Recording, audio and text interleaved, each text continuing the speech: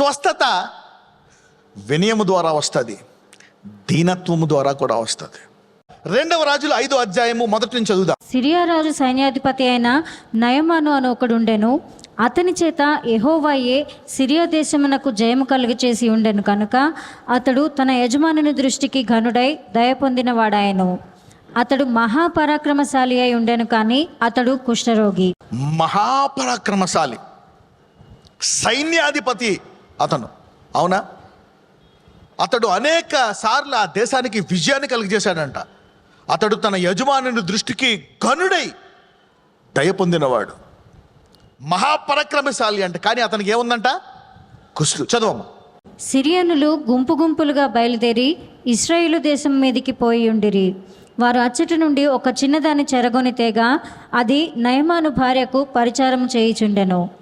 అది షోమ్రోనులోనున్న ప్రవక్త దగ్గర నా ఏలినవాడు ఉండవలనని నేనెంతో కోరుచున్నాను. అతడు నా ఏలినవానికి కలిగిన కుష్ఠరోగమును బాగు చేయునని తన యజమానురాలితో అనెను. నయమాను రాజునొద్దకు పోయి ఇశ్రాయేలు దేశపు చిన్నది చెప్పిన మాటలను అతనికి తెలియజేయగా, సిరియా రాజు, నేను ఇశ్రాయేలు రాజునకు దూత చేత. ఇక్కడ ఇతను స్వస్థపడతాడు అని ప్రవక్త గురించి ఎవరు చెప్పారు? ఒక దాసి. వీళ్ళు ఇజ్రాయెల్ దేశాన్ని ఒకసారి యుద్ధం చేసినప్పుడు ఒక స్త్రీని చెరపట్టుకొని వాళ్ళ ఇంట్లో దాసిగా పని చేయించుకున్నారంట, ఒక చిన్నది. ఈమె చెప్పిందంట, ఈ రాజును అక్కడికి వెళ్ళమను, స్వస్థపడతాడు మీ ఆయన అంటే. ఆ భార్య వెళ్ళి భర్తకు చెప్తుంది. భర్త విన్నాడు. విని రాజు దగ్గరికి వెళ్ళాడు. వినయమో అనండి. రాజు దగ్గరికి వెళ్ళాడు. అక్కడ వెళ్ళిన తర్వాత మళ్ళా ప్రవక్త దగ్గరికి వెళ్తాడు. ప్రవక్త ఏమంటాడు? నువ్వు నా దగ్గరికి రాక 7 మార్లు ములుగా అంటాడు. కోపం వచ్చేస్తుంది. కానీ మళ్ళా పక్కన ఉండేటవాడు అహం తగ్గించుకుంటాడు. నువ్వు తగ్గించుకో, దేవుడు హెచ్చిస్తాడు అని. అయినా తగ్గించుకొని వెళ్ళి ములుగుతాడు. ఏమొస్తుంది? స్వస్థత. సో స్వస్థత ఇక్కడ దేనికి కనెక్ట్ అయ్యి ఉంది? దేనికి? వినయము. Healing here is connected to humility. Humility brings healing.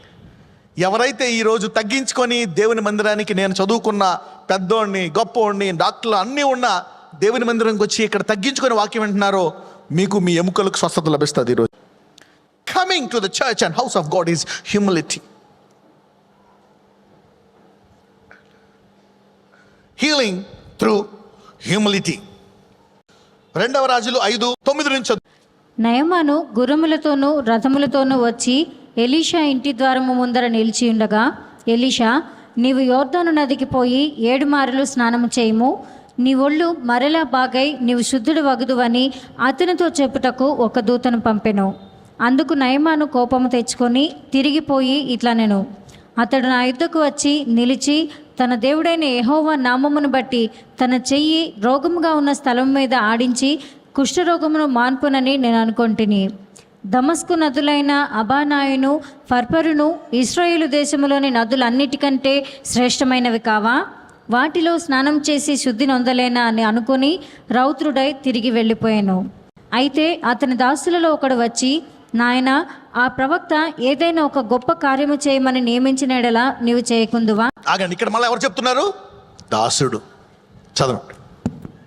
అయితే స్నానము చేసి శుద్ధుడవు కమ్ము అను మాట దానికంటే మేలు కాదా అని చెప్పినప్పుడు అతడు పోయి దైవజనుడు చెప్పినట్లు యోర్దాను నదిలో 7 మారులు మునుగగా అతని దేహము పసిపిల్ల దేహము వల్లేనై అతడు శుద్ధుడాయెను. యేసుప్రభువారు ఒక మాట అంటారు, ఇజ్రాయెల్లో అనేక మంది కుష్ఠరోగులు ఉన్నప్పటికీ కూడా నయమానే వచ్చి స్వస్థపడ్డాడు. ఎందుకు? ఇజ్రాయెల్లో ఏమి లేదు? వినయము లేదు. కొన్ని వందల వేల మంది రోగులు ఉన్నారు, కుష్ఠరోగులు ఇజ్రాయెల్లో. విశ్వాసము లేదు, వినయము లేదు. ఈరోజు మీ అందరి విశ్వాసానికి ఈ వాక్యము వినయాన్ని ఇస్తుంది. Faith gives you humility and humility brings deliverance. స్వస్థత ఒక్కొక్కసారి నువ్వు విశ్వాసము ద్వారా దేవుని కోసము చేసినటువంటి పనుల వల్ల నీకు వచ్చే బహుమానం కూడా ఉంటుంది. హానోకు చెప్పినట్టు నువ్వు అనుకోవచ్చు, నేను అనేక మంది క్రైస్తవులకు సహాయం చేశా, చాలామంది అన్యజనులకు స్వార్థ ప్రకటించా, దేవునిలోకి తీసుకొచ్చాను.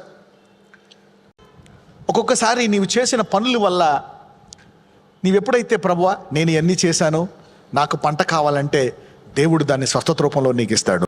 Your work will not be last. యెషయా గ్రంథము 38వ అధ్యాయం మొదటి 5 వచనాలు.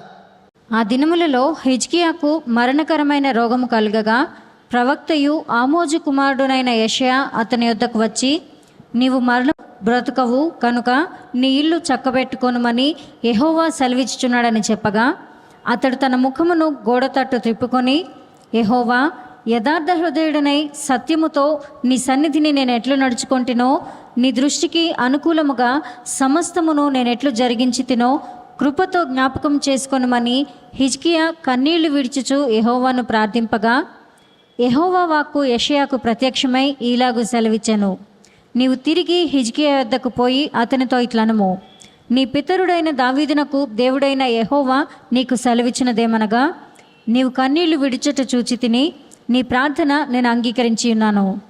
ఇంకా 15 సంవత్సరముల ఆయుషము నీకు ఇచ్చేదను, మరియు ఈ పట్టణమును నేను కాపాడు. చాలు. హిజ్కియా ఏం చేస్తాడో తెలుసా? యెహోవా దేవుడు వైపు వాళ్ళందరినీ తిప్పుతాడు. అవన్నీ అది కాదు, మీరు యెరూషలేములోనే ప్రార్థించాలా, ఇదొండి పూజించాలని చెప్పేసి ఆ యొక్క గృహలు అవన్నీ తీసేసి వాళ్ళు దేవుని వైపు తిప్పుతాడు అనమాట. ప్రభువా నేను ఇది చేశాను కదా అని జ్ఞాపకం చేసినప్పుడు దేవుడు వెంటనే అతనికి ఏమిచ్చాడు? స్వస్థత. ఎవరెవరైతే ఇతరులకు స్వార్థ ప్రకటించి, ఇతరుల కోసం ప్రయాసపడి, ఇతరులకు ప్రార్థించి ఈరోజు మీ ఆరోగ్యం పాడు చేసుకొని నాకు ఏ దిక్కు లేదనుకుంటున్నావా, దేవుడు పంటగా నీకు స్వస్థతనివ్వబోతున్నాడు. God will not forget. So healing will come as a harvest of the works you do. అందరూ చెప్పండి, నేను దేవుని కోసము చేసిన పనికి పంటగా నాకు దేవుడు స్వస్థతనిస్తాడు. So healing will come to you whenever you demand a harvest. You demand a harvest for your seed you have done.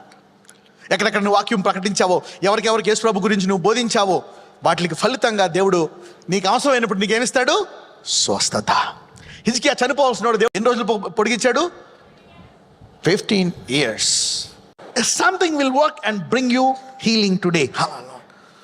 ఎవరెవరైతే 10, 20, 38 ఏళ్ళు, 40 ఏళ్ళ నుంచి బాధపడుతున్నారో, 50 ఏళ్ళ నుంచి బాధపడుతున్నారో, 60 ఏళ్ళ నుంచి బాధపడుతున్నారో, ఈ రోజు నుంచి అది బయటకు రావడం మొదలవుతుంది. ఈ రోజు నుంచి ఆరోగ్యం అవ్వు, డబ్బులు అవ్వు, కుటుంబం అవ్వు, డివోర్స్ అవ్వు, everything will start working from today. నా చెడనేసయ్య ప్రభువా, ఇదిగో నన్ను స్వస్థపరుస్తున్నావు, ఈ రోజు నుంచి నాకు స్వస్థత, ఈ రోజు మందిరంలో నుంచి నాకు స్వస్థత, ఈ రోజు నుంచి నా రోగాలు నెమ్మదిగా పోతాయి, ఈ రోజు నుంచి నా జీవితం బాగుపడుతుంది, ఈ రోజు నుంచి నేను మంచి కార్యాలు చేస్తాను. Lord I believe today.